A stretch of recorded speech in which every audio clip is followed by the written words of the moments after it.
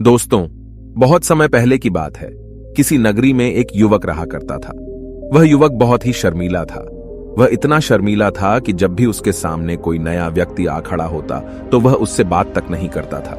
यहां तक कि जिन्हें वह जानता था, पहचानता था, उनसे भी बात करने में उसे बहुत शर्म आया करती थी। वह उनसे भी ठीक से बात नहीं कर पाता था और अपनी इस समस्या के कारण वह खुद ही बहुत परेशान रहता था, क्योंकि वह अपने जीवन में कुछ कर ही नहीं पा रहा था।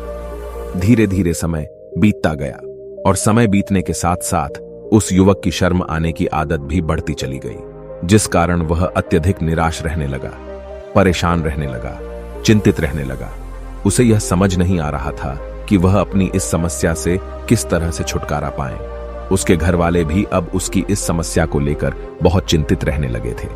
वे सोचते थे इसका क्या होगा, या अपने जीवन में कुछ कर पाएगा भी या नहीं। जब भी वह कहीं पर काम के लिए जाता तो लोग उसके इस सीधेपन का फायदा उठाते, उसे परेशान करते। वह कुछ ज्यादा कह नहीं पाता था, जिस कारण उसे कोई कुछ भी कह देता और वहां से चला जाता।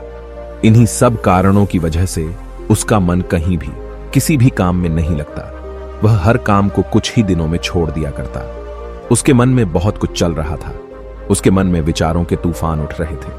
वह सबसे बहुत कुछ कहना चाहता था, लेकिन अपनी इस आदत के कारण वह किसी से कुछ नहीं कह पा रहा था। वह अंदर ही अंदर घुटता जा रहा था। सारे विचार, सारी बातें उसके मन में ही दबी पड़ी थीं, लेकिन कभी भी वह किसी से भी अपने मन की बात नहीं बताता था।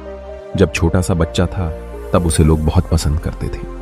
उसकी इस आदत को भी लोग सराहते थे, लेकिन इसी आदत की वजह से जब वह बड़ा हो गया, युवा हो गया, तो इसी आदत के कारण उसे अपना जीवन जीने में भी अत्यधिक परेशानियां उठानी पड़ रही थीं। और वह युवक भी अपनी इस गलती के कारण बहुत परेशान रहता। अपनी इस एक आदत से छुटकारा पाना चाहता था। वह चाहता था कि वह लोगों से अपने मन की बात खुलकर कह पाए। वह जो कुछ करना चाहता है, जो कुछ कहना चाहता है, वह सब से वह खुलकर कह सके, कर सके। लेकिन जब भी कोई दूसरा उसके सामने आता तो उसकी जुबान मानो खुलती ही नहीं। यहां तक कि वह अपने माता पिता के सामने भी ठीक से बात नहीं कर पाता था। केवल उसके कुछ मित्र थे जिनसे वह अपने मन की बात कर पाता था। जब भी वह किसी बात का जवाब देता तो लोग उसकी हंसी उड़ाते, उसका मजाक बनाते। लोग कहते कि आज तो तेरे मुंह में भी जबान आ गई है। यह समस्या दिन ब दिन बढ़ती चली जा रही थी और इस समस्या के कारण अब उसके पिता भी अत्यधिक चिंतित रहने लगे थे।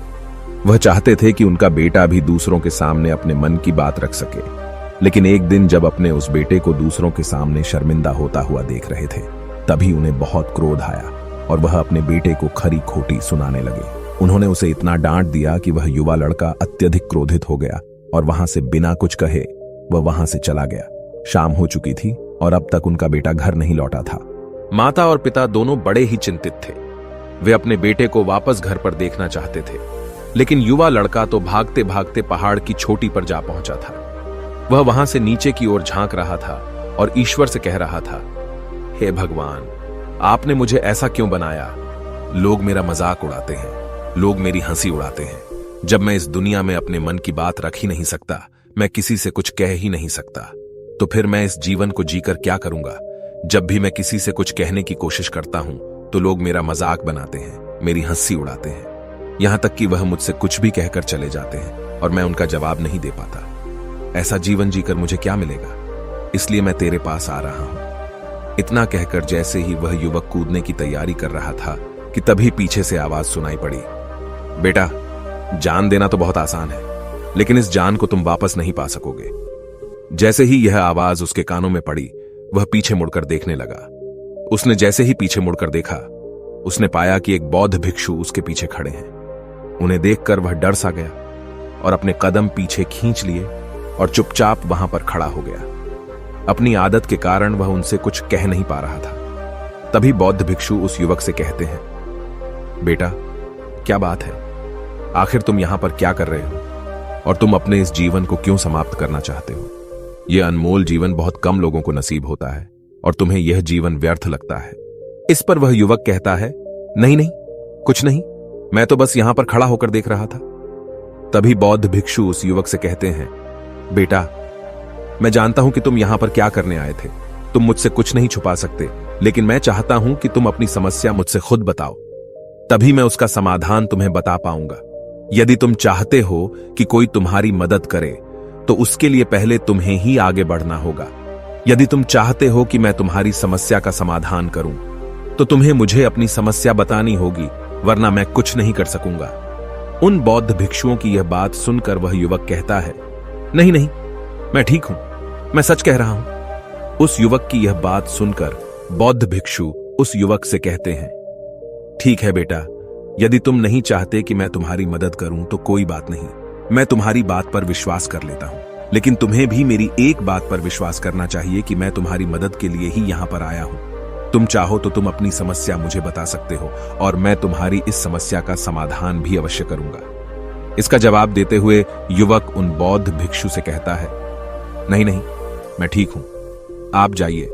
इस पर वह बौद्ध भिक्षु उस युवक से कहते हैं, ठीक है बेटा, यदि तुम चाहते हो कि मैं यहां से चला जाऊं तो मैं यहां से चला जाता हूं, लेकिन मेरी एक बात याद रखना, मेरे जाने के बाद मैं तुम्हारी कोई मदद नहीं कर पाऊंगा और हो सकता है कि तुम्हारी मदद के लिए कोई और आगे भी ना आए। इतना कहकर बौद्ध भिक्षु पीछे की ओर मुड़े और अपने मार्ग में आगे बढ़ने लगे। वो युवक वहीं पर खड़ा होकर यह सब देख रहा था। जैसे ही वह कुछ दूर पहुंचे तभी उस युवक ने जोर से आवाज लगाई, हे गुरुदेव, मेरी समस्या बहुत बड़ी है, क्या आप उसका समाधान कर सकेंगे? क्या आप मुझे उसका समाधान दे सकेंगे? यह सुनकर बौद्ध भिक्षु वहीं पर खड़े हो गए। पीछे मुड़कर उन्होंने उस युवक की बात का जवाब देते हुए कहा, बेटा, इस दुनिया में कोई भी ऐसी समस्या नहीं है जिसका कोई समाधान न हो। यदि तुम मुझे अपनी समस्या बताओगे तो मैं उसका समाधान अवश्य करूंगा। तभी वह युवक उन बौद्ध भिक्षु से अपनी समस्या बताते हुए कहता है, गुरुवर, मेरी एक बहुत बड़ी समस्या है कि मैं शर्मीला हूं, जिस कारण मैं किसी से कोई बात नहीं कर पाता। यहां तक कि मैं अपने मन की बात भी किसी को नहीं बता पाता।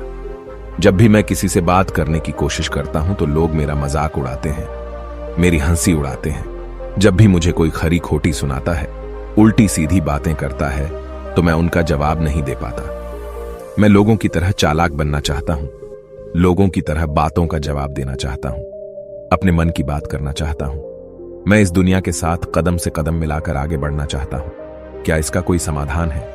उन भिक्षु ने उस युवक की सारी बातें ध्यानपूर्वक सुनी और फिर जवाब देते हुए कहते हैं, बेटा, जरूरत से ज्यादा शर्मीला होना, इसका अर्थ यह है कि तुम्हारे अंदर कोई डर है जिसे तुम पहचान नहीं पा रहे, जिस कारण उसका समाधान करने में भी असमर्थ हो। शर्म करना अलग बात है और डरना अलग।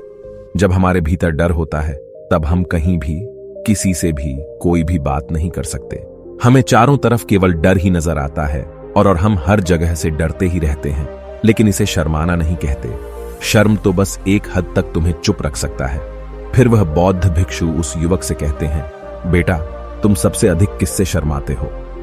युवक इसका जवाब देते हुए कहता है, गुरुवर, मुझे अपने पिता से बात करने में बहुत शर्म आती है, मैं उनके सामने कुछ बोल ही नहीं पाता। तभी वह बौद्ध भिक्षु उस युवक से कहते हैं, अच्छा, तो यह बताओ, जब तुम अपने पिता से बात कर रहे होते हो या फिर बात करने का प्रयास करते हो तो तुम्हारे मन में कैसे ख्याल आते हैं? युवक इसका जवाब देते हुए कहता है, गुरुवर, जब भी मैं अपने पिता से बात करने का प्रयास करता हूं तो मुझे ऐसा लगता है कि मानो मेरे पिता अभी मुझे डांट देंगे, मुझ पर क्रोध करेंगे, मुझसे या नाराज हो जाएंगे, और कहीं ना कहीं मुझे यह भी लगता है कि मैं कुछ गलत बात ही करूंगा। यहां तक कि मेरे मन में ऐसे भी ख्याल आते हैं कि शायद मेरे पिता मुझसे प्यार ही नहीं करते। परंतु गुरुवर, आप कहते हैं कि शर्म अलग है और डरना अलग बात है, तो क्या कोई ऐसा उपाय है जिससे मुझे डर ही ना हो? क्या कोई ऐसा रास्ता है जिससे मेरे अंदर का यह डर पूरी तरह से समाप्त हो जाए? कृपा करके मुझे इस समस्या का समाधान बताइए। मुझे अपने इस डर से बाहर निकलना है। मुझे लोगों की तरह अपने इस जीवन को खुलकर जीना है। उस युवक की ये सारी बातें सुनकर बौद्ध भिक्षु उस युवक से कहते हैं, जाओ और अपने पिता से कहो कि मुझे कुछ काम करना है और उसके लिए मुझे आपसे कुछ धन चाहिए। यदि तुम उनसे धन मांगने में कामयाब हो गए तो मैं तुम्हें तुम्हारी समस्या का समाधान अवश्य बताऊंगा। वह युवक काफी घबरा गया। उसने उन गुरुवर से कहा, हे गुरुवर, मुझे यह कार्य न दीजिए, मैं उनसे कुछ नहीं कह पाता। उनके सामने तो मेरी बोलती तक बंद हो जाती है, मैं उनसे धन भला कैसे मांगूंगा? यह बात सुनकर बौद्ध भिक्षु उस युवक से कहते हैं, तब तो तुम्हारी समस्या का कोई भी समाधान नहीं है और न ही तुम कभी भी अपने जीवन को खुलकर जी पाओगे। यह बात सुनकर युवक उन भिक्षुओं से कहता है, गुरुवर, ऐसा न कहें, कृपा करके मुझे कोई और कार्य बताइए, कोई ऐसा कार्य जिससे मेरे अंदर का डर पूरी तरह से समाप्त हो जाए, कोई ऐसा समाधान बताइए। इसका जवाब देते हुए वह बौद्ध भिक्षु उस युवक से कहते हैं, बेटा, यदि तुम्हें अपने अंदर के डर को समाप्त करना है तो पहले तुम्हें मेरा यह कार्य करना होगा जो मैंने तुम्हें कहा है। वह युवक घबराकर काफी देर सोच विचार करने के बाद पूर्ण गुरुवर से कहता है, ठीक है, यदि आप चाहते हैं कि मैं इस कार्य को करूं तो मैं इसे करने का पूरा प्रयास करूंगा। इतना कहकर वह युवक अपने घर लौट जाता है। उसे देखकर उसके माता पिता बहुत खुश हो जाते हैं और वह युवक अपने पिता से डरते डरते कहता है, पिताजी, मुझे आपसे कुछ बात कहनी है। इस पर उसके पिता कहते हैं, बोलो, क्या बात है? युवक आगे कहता है, पिताजी, मैं कुछ काम करना चाहता हूं और उसके लिए मुझे आपसे कुछ धन चाहिए। क्या आप मुझे कुछ धन दे सकते हैं? इतना सुनकर उस युवक के पिता ने उसकी ओर ध्यान से देखा। काफी देर देखने के बाद वह खुशी से झूम उठे और तुरंत ही उन्होंने कुछ धन अपने पुत्र के हाथों पर रख दिया और कहने लगे, बेटा, इतना धन काफी है कि तुम्हें और चाहिए? इसके जवाब में वह युवक अपने पिता से कहता है, नहीं नहीं पिताजी, इतना काफी है, मैं इतने से काम चला लूंगा। वह युवक उस धन को लेकर तुरंत दौड़ा दौड़ा उन बौद्ध भिक्षु के पास लौटा और जो धन उसने अपने हाथों में ले रखा था उसे दिखाते हुए वह कहता है, गुरुवर, जैसा आपने कहा था, मैं धन लेकर आपके पास आ चुका हूं। मैंने अपने पिता से धन मांग लिया है। अब मुझे आप मेरी समस्या का समाधान बताओ। तभी बौद्ध भिक्षु उस युवक से कहते हैं, अरे इतनी जल्दी क्या है, अभी तो तुम्हें मेरे लिए एक और काम करना है, तभी मैं तुम्हें तुम्हारी समस्या का समाधान अवश्य बताऊंगा। और यदि तुम मेरे लिए इस कार्य को नहीं पूरा कर सके तो मैं तुम्हें कभी भी तुम्हारी समस्या का समाधान नहीं बताने वाला। तभी वह युवक उन बौद्ध भिक्षुओं से कहता है, हे गुरुवर, अभी तो मैंने आपके लिए एक काम किया है, अभी आप मुझे एक और काम करने के लिए कह रहे। तभी बौद्ध भिक्षु उस युवक से कहते हैं, हां, तुम्हें मेरे लिए एक और काम करना ही होगा। वह युवक एक बार फिर से काफी देर सोच विचार कर उन बौद्ध भिक्षु से कहता है, अच्छा ठीक है, बताइए, अब मुझे क्या करना है? इसके जवाब में बौद्ध भिक्षु उस युवक से कहते हैं, जाओ और यह धन जो तुमने अपने पिता से मांग कर लाया है, इस धन को वापस अपने पिता को लौटा दो और साथ साथ यह भी कहना कि पिताजी, मैं अभी काम नहीं करना चाहता, लेकिन जब समय आएगा तो मैं आपसे यह धन वापस ले लूंगा और उससे अपना काम पूरा करूंगा। यह बात सुनकर युवक एक बार फिर से ऊपर से नीचे तक पूरी तरह से कांप गया और कहने लगा, गुरुवर, आप मुझे कोई और काम सौंप दीजिए, मैं उसे जरूर करूंगा। लेकिन अब यदि मैं धन लेकर उनके पास वापस गया तो वह क्या सोचेंगे मेरे बारे में? मैं तो शर्मिंदा हो जाऊंगा उनके सामने। इसलिए गुरुवर, कृपया करके मुझे कोई और काम दे दे। तभी बौद्ध भिक्षु उस युवक से कहते हैं, बेटा, जो काम मैंने तुम्हें सौंपा है, तुम्हें उसी कार्य को पूरा करना होगा, अन्यथा तुम्हारी समस्या का समाधान मैं तुम्हें नहीं बताने वाला। काफी देर सोच विचार करने के बाद वह उन बौद्ध भिक्षु से कहता है, ठीक है गुरुवर, मैं वापस जाता हूं और यह धन लौटाकर मैं अभी आता हूं। वह तुरंत दौड़ा दौड़ा अपने पिता के पास वापस लौटा।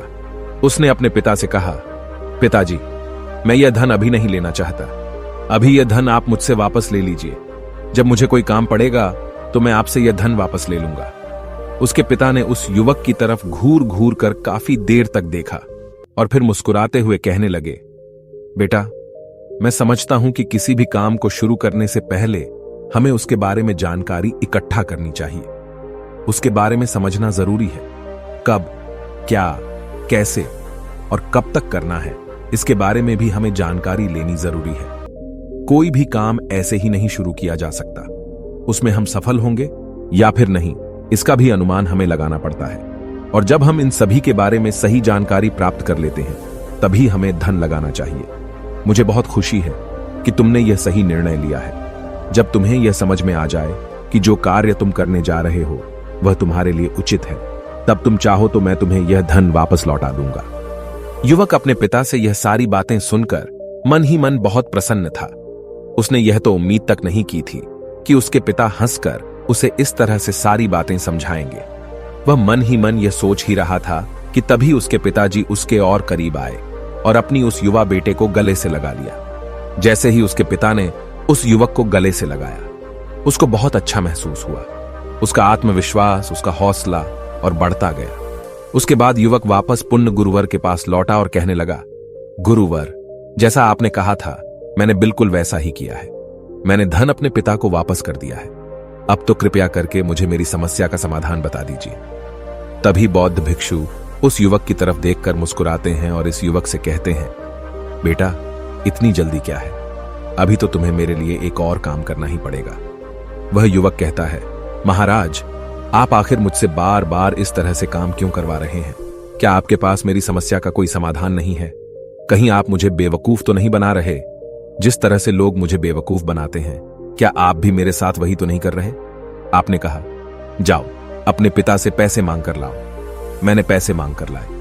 आपने फिर कहा, जाओ ये पैसे अपने पिता को लौटा कर आओ। मैंने आपके कहे अनुसार बिल्कुल वैसा ही किया और अब आप कह रहे हैं कि मैं आपके लिए एक और काम करूं। नहीं, ये मुझसे नहीं होगा। तभी बौद्ध भिक्षु उस युवक की तरफ देखकर मुस्कुराते हैं और कहते हैं, बेटा, बस यह आखिरी काम है और यह बहुत सरल भी है। तुम जैसे ही इस कार्य को पूरा करोगे, मैं तुम्हें वचन देता हूं कि मैं तुम्हारी समस्या का समाधान तुम्हें अवश्य बताऊंगा। इस पर वह युवक फिर से एक बार सोच विचार करता है और उन बौद्ध भिक्षु से कहता है, ठीक है, लेकिन यह आखिरी काम जो मैं आपके लिए करूंगा, बताइए मुझे क्या करना है? तभी बौद्ध भिक्षु एक मूर्ति निकालकर उस युवक के हाथ में थमा देते हैं। वह मूर्ति दिखने में बहुत ही साधारण सी थी, लेकिन वह बौद्ध भिक्षु उस युवक से कहते हैं, बेटा, तुम्हें इसे बाजार में ले जाना है, इसे बेचना है और इसके बदले में तुम्हें 100 सोने के सिक्के लेकर आने हैं। जब तुम यह करने में सफल हो जाओगे, तभी मैं तुम्हें तुम्हारी समस्या का समाधान तुम्हें बता पाऊंगा। वह युवक उस मूर्ति को अपने हाथ में लेकर बड़े ही गौर से देखता है और उन बौद्ध भिक्षुओं से कहता है, हे गुरुवर, यह तो बड़ी ही साधारण सी मूर्ति लग रही है, मानो मिट्टी की बनाई गई हो। इसके लिए भला 100 सोने के सिक्के मुझे कौन देगा? कहीं आपका माथा फिर तो नहीं गया है? इसके 1 या 2 सोने के सिक्के मिल जाए वही बहुत है, लेकिन इसके लिए 100 सोने के सिक्के कोई नहीं देगा। तभी बौद्ध भिक्षु उस युवक से कहते हैं, बेटा, मैंने जो तुम्हें काम सौंपा है, यदि तुम उसे पूरा करोगे तभी तुम्हें तुम्हारी समस्या का समाधान मिल पाएगा, अन्यथा तुम चाहो तो अपने घर लौट सकते हो। फिर से वही अपने पुराने जीवन में, जहां लोग तुम्हारा मजाक बनाते हैं, लोग तुम्हें डराते हैं, सताते हैं। मैं तुम्हें यहां अपने डर को निकलने में तुम्हारी मदद कर रहा हूं। तुम मेरे यह काम करके अपने डर को धीरे धीरे भगा पाओगे। मेरे इस काम को पूरा कर दो, तुम्हें सब समझ आ जाएगा। वह युवक उन बौद्ध भिक्षुओं की बात सुनकर मन ही मन यह विचार करता है कि मुझे तो मेरी समस्या का समाधान किसी भी हालत में चाहिए, जिस कारण वह उस मूर्ति को उठाकर बाजार की ओर चल पड़ता है। बाजार पहुंचकर वह एक जगह चुपचाप उस मूर्ति को लेकर खड़ा हो जाता है और इंतजार करने लगता है कि कोई आएगा और उसे उस मूर्ति के बारे में पूछेगा और तब वह उस मूर्ति के लिए 100 सोने के सिक्के की मांग करेगा। देखते ही देखते काफी समय बीत गया, लेकिन अभी तक उसके पास कोई भी व्यक्ति नहीं आया था। उसने आसपास देखा तो लोग चिल्ला चिल्ला कर अपने सामानों को बेच रहे थे, जोर जोर से आवाज लगा रहे थे। उसने भी सोचा, यदि मुझे अपनी इस मूर्ति को बेचना है तो मुझे भी जोर जोर से आवाज लगानी होगी। उस युवक ने चिल्लाना शुरू किया, लेकिन वह इतनी जोर से नहीं चिल्ला पा रहा था। उसकी आवाज उसे खुद तक सुनाई नहीं पड़ रही थी, तो भला उसकी आवाज को दूसरे कैसे सुनते, जिस कारण उसे कोई भी व्यक्ति खरीदने के लिए तैयार नहीं था।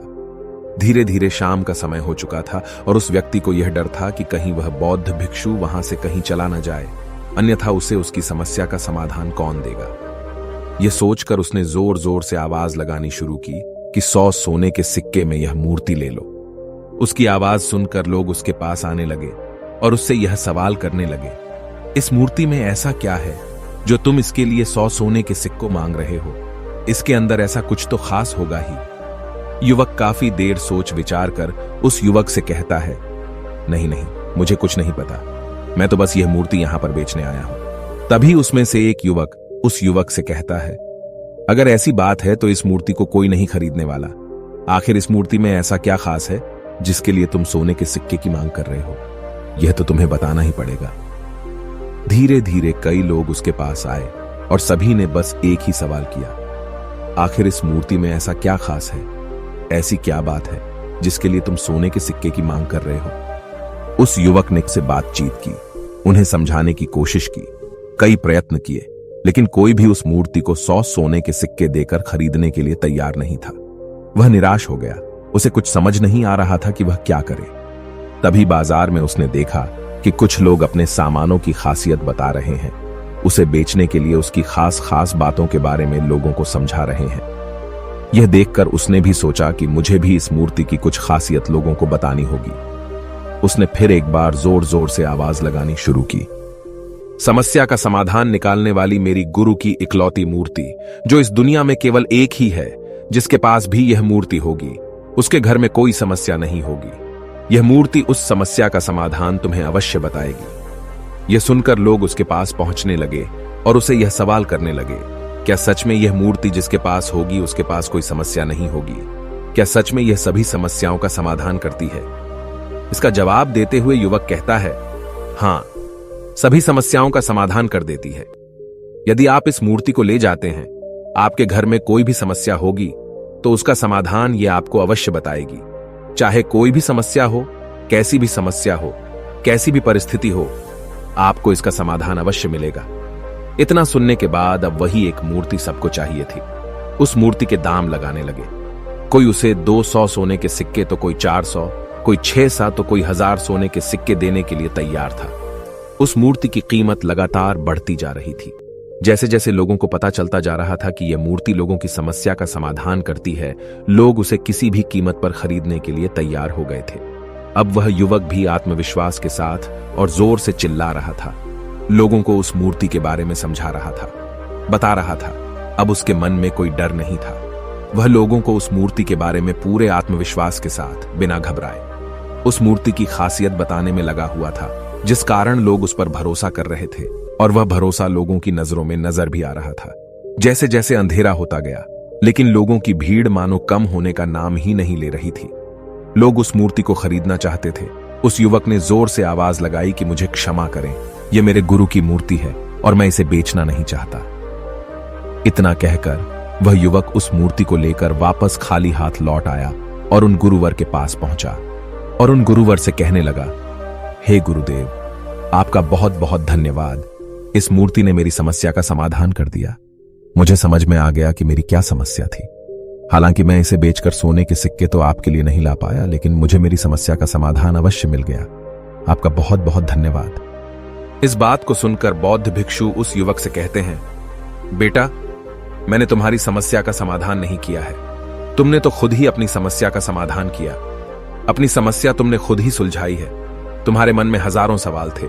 मैं यह करूंगा तो लोग क्या कहेंगे, मेरे बारे में क्या सोचेंगे? यदि मैं अपना मुंह खोलूंगा तो लोग मेरे पर हंसेंगे।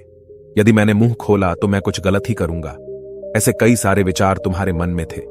ऐसे कई सारे डर तुमने अपने मन में पाल रखे थे। लेकिन जब इस मूर्ति के बेचने के दौरान तुमने उन हजारों लोगों का सामना किया, उनके सामने खुलकर अपनी बात रखी, उनके सामने खुलकर वह कहा जो तुम्हें कहना था, तो तुम्हारे मन का डर खुद खुद समाप्त हो गया। जिसे तुम शर्माना कहते थे, वो अपने आप ही तुम्हारे भीतर से कहीं गायब हो गया। युवक अपने गुरु की यह बात सुनकर अपने गुरुवर से कहता है, गुरुवर, आप सही कहते हैं।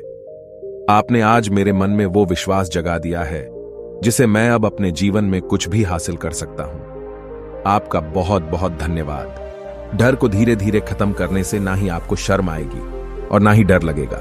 और जब आपके भीतर का डर हमेशा के लिए समाप्त हो जाएगा, तो आप अपने जीवन में जो भी कुछ करना चाहते हैं, जो भी कुछ पाना चाहते हैं, उसका रास्ता आपके लिए पूरी तरह से साफ हो जाएगा और आप अपने मार्ग पर तेजी से आगे की ओर बढ़ने में सक्षम भी हो जाएंगे। इसलिए लोग क्या कहते हैं, क्या कहेंगे, ये सब छोड़ दीजिए और खुद पर विश्वास कीजिए, क्योंकि आप ही हैं जो अपने इस डर का सामना कर सकते हैं। अगर आप किसी ऐसे व्यक्ति को जानते हैं जो हर वक्त शर्माता है या अपनी बात खुलकर लोगों के सामने नहीं रख पाता, तो ये वीडियो उनके साथ शेयर करना ना भूलें। दोस्तों, उम्मीद है कि आपने आज के इस वीडियो से जरूर कुछ न कुछ सीखा होगा। ऐसी ही ज्ञान से भरपूर कहानियां सुनने के लिए सब्सक्राइब करें। और दोस्तों, हमें काफी सारे कमेंट्स आए हैं ये पूछते हुए कि हम कहानियां कहां से लेते हैं।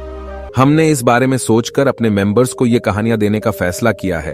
तो अगर आपको कहानियां पढ़ने में इंटरेस्ट है तो प्लीज बोधि इंस्पायर्ड की मेंबरशिप ज्वाइन करें। चलिए मिलते हैं एक और वीडियो में। तब तक के लिए अपना ख्याल रखें। नमो बुद्धाय।